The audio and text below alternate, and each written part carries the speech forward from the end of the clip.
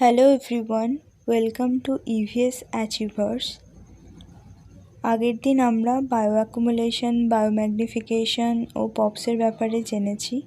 আজ আমরা নয়েজের স্ট্যান্ডার্ডসের ব্যাপারে ডিসকাস করব। তো চ্যানেলে যদি কেউ নতুন হয়ে থাকো, চ্যানেলটিকে লাইক করে দিও, শেয়ার করে দিও ও সাবস্ক্রাইব করে দিও ও পাশে থাকা বেল আইকনটিকে প্রেস করে দিও। তো চলো দেখা যাক।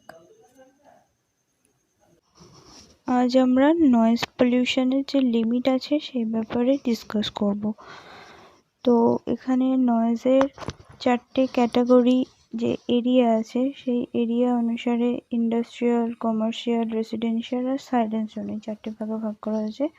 আর ডে টাইম আর নাইট টাইম। আর নয়েজকে মাপা হয় কি দিয়ে? ডেসিবেল দিয়ে। তো এখানে এদের লিমিটগুলো দেওয়া আছে ডে টাইম আর নাইট টাইম অনুসারে। তো এদের মনে রাখার ট্রিক হচ্ছে কি ICRS, ইন্ডাস্ট্রিয়াল, কমার্শিয়াল, রেসিডেন্সিয়াল আর সাইলেন্স জোন। ডে টাইমের ক্ষেত্রে ইন্ডাস্ট্রিয়াল এরিয়ার ক্ষেত্রে কত হবে? 75।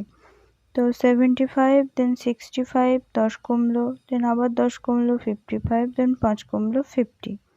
এভাবে 75 থেকে 70 5 কমছে, তারপরে 65 থেকে 55 10, আবার 55 থেকে 45 10 কমছে, আবার 50 থেকে 40 10 কমছে। এভাবে 5 10 10 এভাবে কমছে। তো এভাবে তোমরা মনে রাখতে পারো। এটা মনে রাখার এক ধরনের ট্রিক বলতে পারো।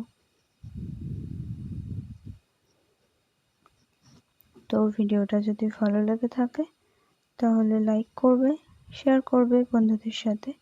আর আমার চ্যানেলে যদি নতুন হয়ে থাকো তাহলে চ্যানেলটিকে সাবস্ক্রাইব করে দেবে এবং পাশে থাকা বেল আইকনটিকে প্রেস করে দেবে, যাতে করে নতুন ভিডিও আসলে তোমরা সহজেই দেখে নিতে পারো। Thank you.